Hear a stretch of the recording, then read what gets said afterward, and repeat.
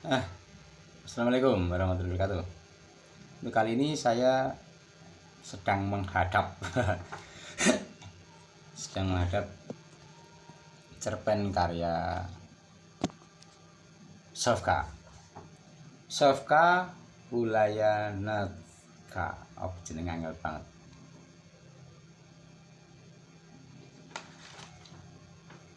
Berjudul Keputusan yang Berat.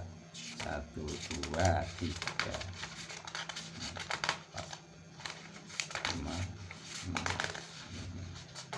6, 7, 8, 9 halaman. Sofka, ya, kisah yang luar biasa yang ditulis di sini. Sekali lagi saya sampaikan bahwa Cinta Pertama Lisa karya Dila tadi,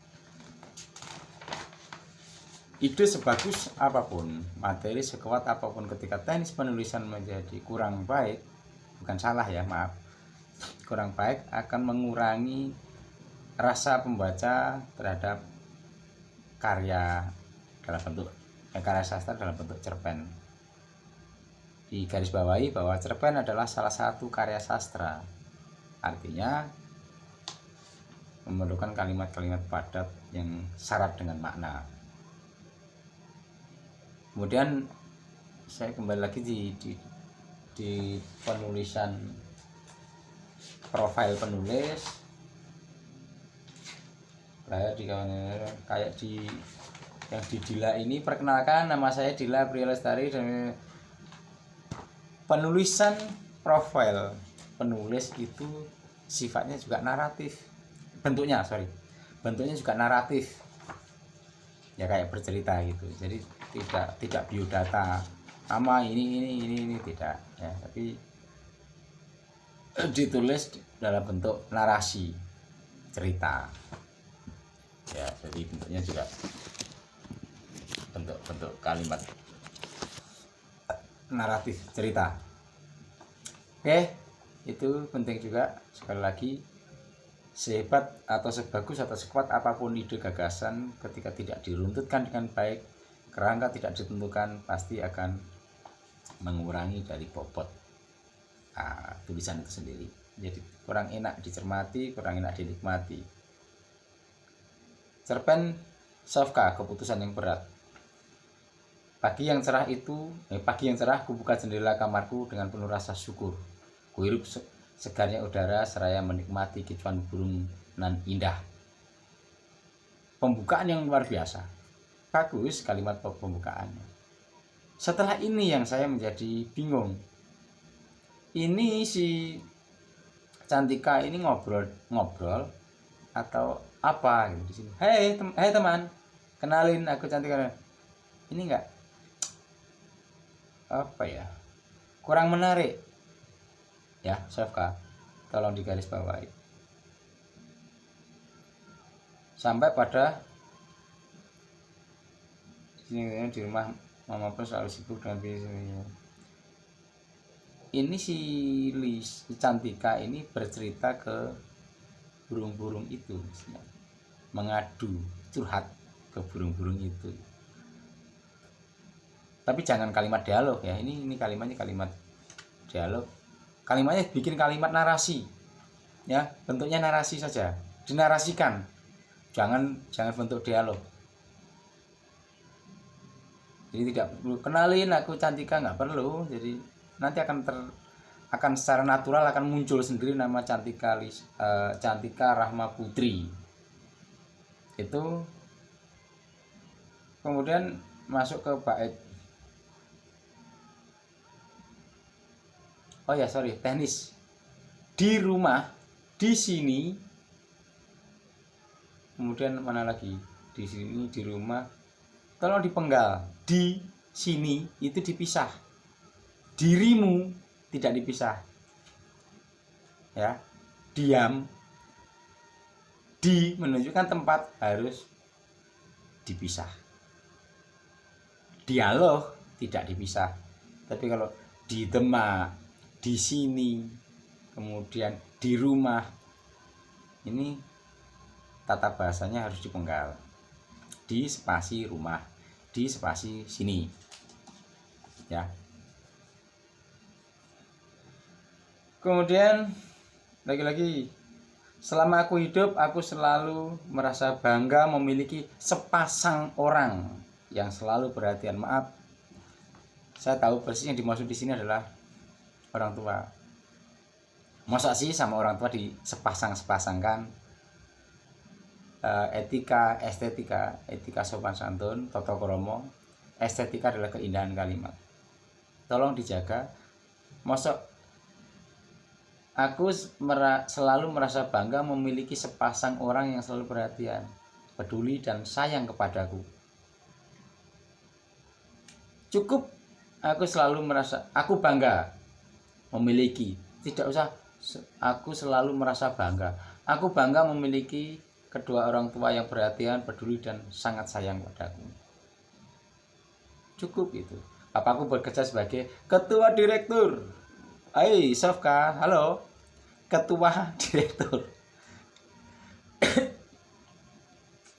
Apa ini maksudnya ya? Ketua direktur. Pimpinan saja lah. Ketua RT, ketua RW, ketua kelas. Kalau direktur itu pimpinan perusahaan. Nah gitu ya. Papaku bekerja sebagai pimpinan di salah satu bank dan mama sebagai ibu rumah tangga yang sibuk juga dengan bisnis online-nya. Di kota metropolitan hidup kita terjamin, apa yang kita inginkan pasti terwujud. Banyak hal yang kita lalui dan tidak bisa dilupakan. Salah satunya adalah semasa aku berulang tahun yang ke-10. Berulang tahun yang ke-10 tahun maksudnya berulang tahun yang ke-10 atau semasa ketika, bukan semasa. Bedain ya, semasa dan ketika. Ketika itu saat ini. Saat. Kalau semasa itu wow, bisa masa lalu. Pemilihan katanya. Salah satunya adalah ketika aku berulang tahun yang ke-10 misalnya. Aku mendapatkan kejutan yang luar biasa dari orang-orang tersayang. Sudah disebutkan papa mama kok masih orang-orang tersayang lagi itu. Jadi jangan ambigu, jangan menghilangkan itu. Konsisten. Aku mendapatkan kejutan yang luar biasa dari papa dan mama. Waktu tepat pukul, nah biasa tidak waktu tepat menunjukkan 00.06 November 2010, bukan.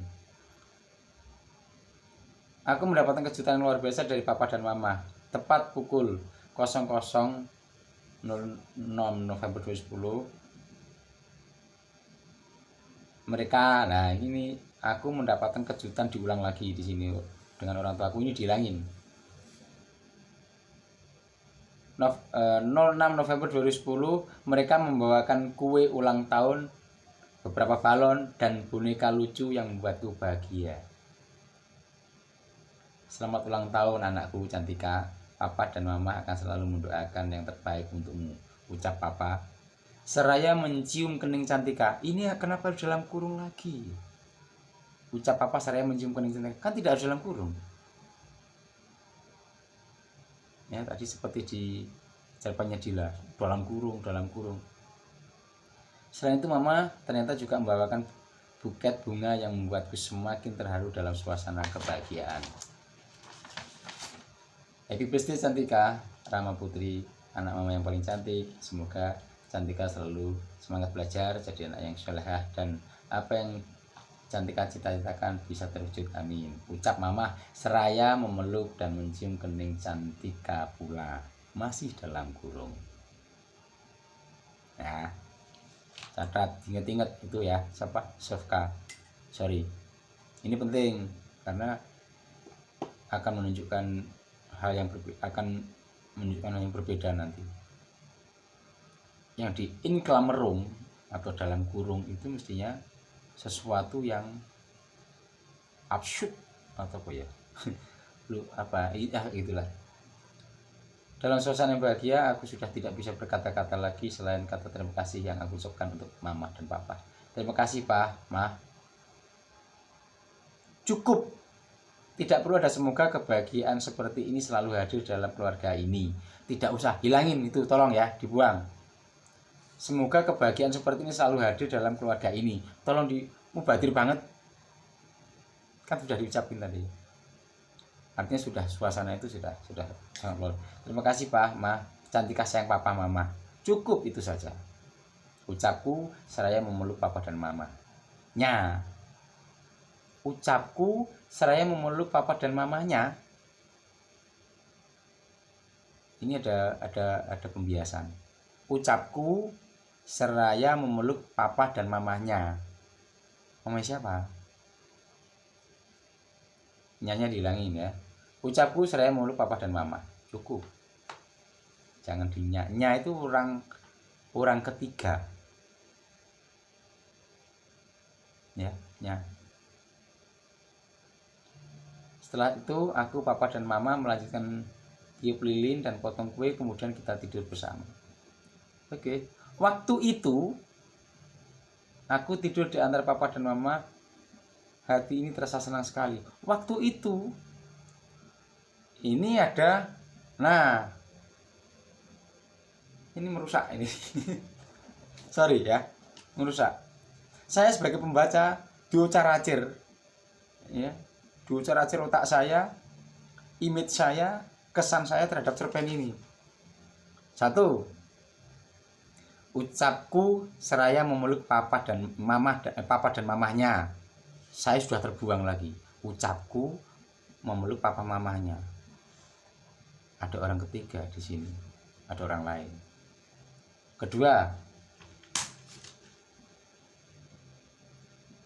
setelah itu aku, papa dan mama melanjutkan tiup lilin dan potong kue, kemudian tidur bersama.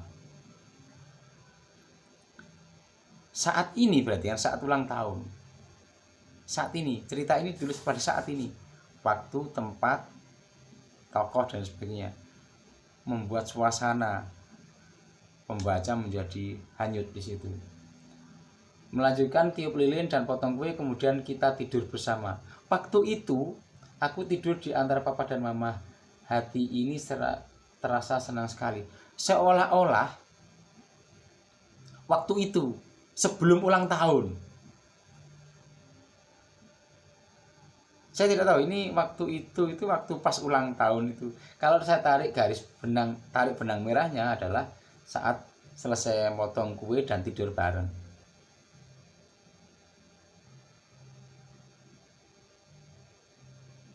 Ya, saat tidur bersama papa dan mama, hati ini terasa senang sekali. Cukup seperti itu. Nggak usah ada waktu itu. Ini penggambaran sesuatu yang lampau. Terulang lagi di situ kalau toh memang pakai kata yang lampau.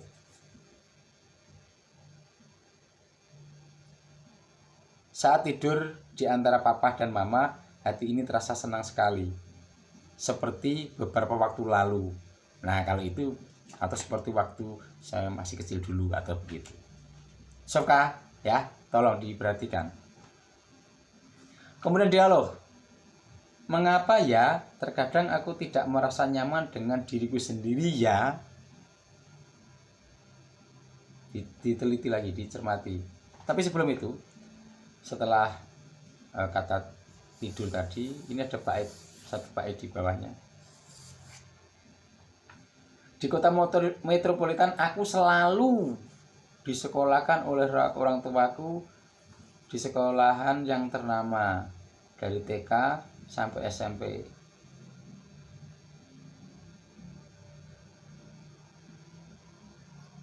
Di kota metropolitan papa mama selalu memilihkan sekolah favorit untuk saya. Mulai dari TK sampai ke SMP. Biar gak sumbang, aku juga selalu disekolahkan oleh orang tuaku.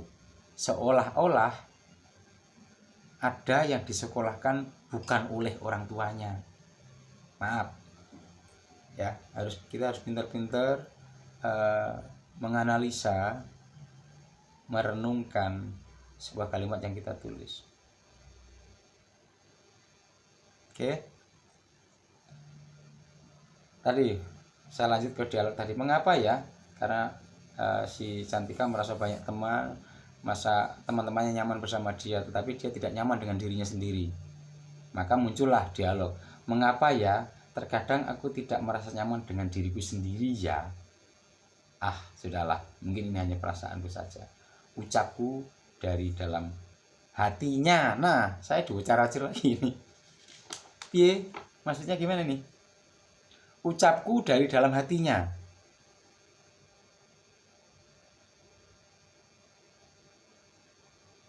Ini. Ayo konsen ya, fokus. 1. Dalam pertemuan kita yang dulu di ruang kelas, saya pernah bertanya, saya sempat menanyakan, kalau dalam dialog sehari-hari, ketika saya bertanya pada siapapun, misalkan ada orang yang sedang menangis, pertanyaannya kira-kira mengapa kamu menangis, atau kenapa kamu menangis, kenapa atau mengapa. Dialog verbal sehari-hari, tepatnya adalah kenapa ya.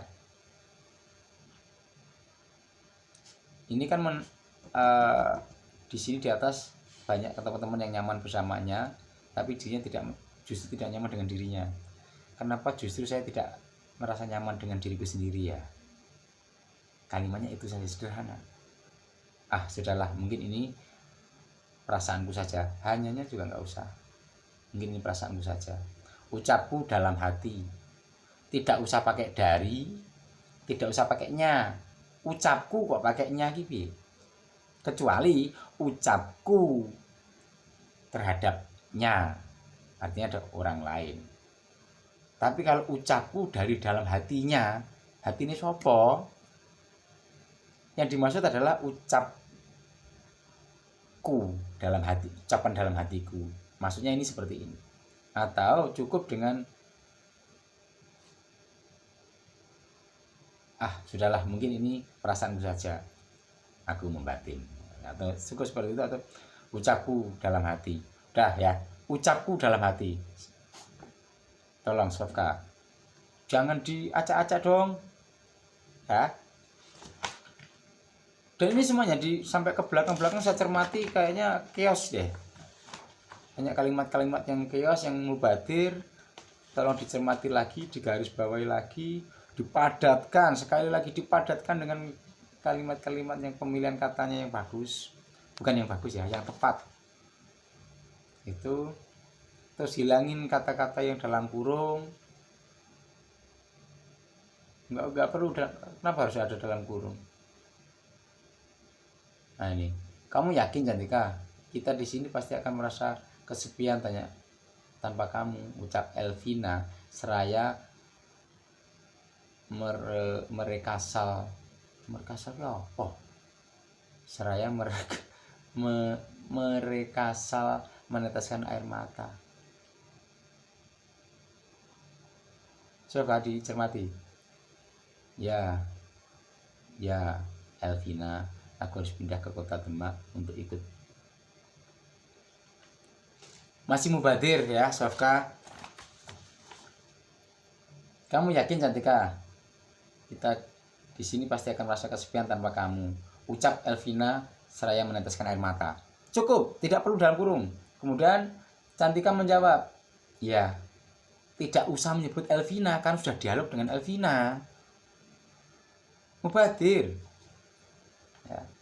Ini halaman bawah ini, halaman keberapa nih, lupa saya, nggak saya lihat. Ya, aku harus pindah ke Demak mengikuti orang tua. Cukup. Ya, kenapa harus? Ya Elvina, aku harus pindah ke kota Demak untuk ikut bersama orang tuaku. Mubadir kan? Iya, aku harus pindah ke Demak mengikuti orang tuaku. Jawabku. Nah, misalkan seperti itu. Ya, direvisi dong. Setelah berbincang akhirnya mereka bla bla bla. Nah, tidak konsisten lagi Sofka. Di lembar sebelumnya dialognya sudah di enter baris tersendiri. Di sini kembali lagi malah dilanjutkan. Ini kalimat dialog ini. Ya, ini dialog ini. Setelah berbincang akhirnya bla bla bla. Kemudian mereka mengajakku ke salah satu toko boneka. Ternyata mereka membelikanku sebuah boneka yang lucu sebagai kenang-kenangan dari mereka. Mereka membelikanku sebuah boneka yang lucu sebagai kenang-kenangan dari mereka. Halo. Sudah disebut ternyata mereka membelikanku sebuah boneka yang lucu sebagai kenang-kenangan. Cukup di situ. Tidak usah dari mereka lagi, kan sudah mereka yang beliin. Ya. Ini halaman ke berapa tuh ini? Sorry. Halaman ke 1, 2, 3, 4, halaman ke-5. 3-4-nya pasti parah juga, sama. Nah, terima kasih sahabat-sahabatku. Aku akan selalu menjaga boneka ini seperti menjaga persahabatan kita. Ucapku, saya memberikan senyum manis. Kenapa dalam kurung lagi? Enter ya. Dialog, kutipan-kutipan dialog harus enter baris tersendiri. Mereka juga mengantarku, tidak usah mengantarkanku, mengantarku untuk pulang ke rumah. Mereka tidak usah juga mereka mengantarkanku pulang ke rumah berpamitan dengan orang tuaku. Meski telah menunjukkan pukul 17, mereka harus pulang ke rumah. Kita saling berpelukan dan akhirnya mereka pulang. Aduh ya Allah. Mereka harus pulang ke rumah. Mereka mengantarkanku pulang ke rumah untuk berpamitan dengan orang tuaku. Setelah saling berpelukan, akhirnya mereka baru pulang. Ngono lho, maksudnya dipadatkan gitu kan simple. Ora usah diulang-ulang, ora usah mubatir dan sebagainya. Hati ini merasa senang, sedih dan terharu, tetapi aku harus bisa menerima suasana semua ini dengan senang hati. Ya, sampai di situ. Jadi, Sofka mohon direvisi. Saya tidak perlu membaca sampai seterusnya. Sudah banyak hal yang saya sampaikan sama juga cara teknis dan sebagainya. Saya pikir ini sudah cukup untuk dijadikan modal revisi bagi Sofka. Ini penting ya. Sayang sekali ketika sebuah gagasan yang bagus tetapi kurang tepat di teknis penulisan. Kira-kira itu untuk tidak untuk Sofka tapi juga untuk semuanya. Ini penting nanti jika nanti ada karya yang tidak sempat saya koreksi, tetapi koreksi ini untuk semua, teknis, estetika, etika dan sebagainya, diksi sampai keindahan kalimat.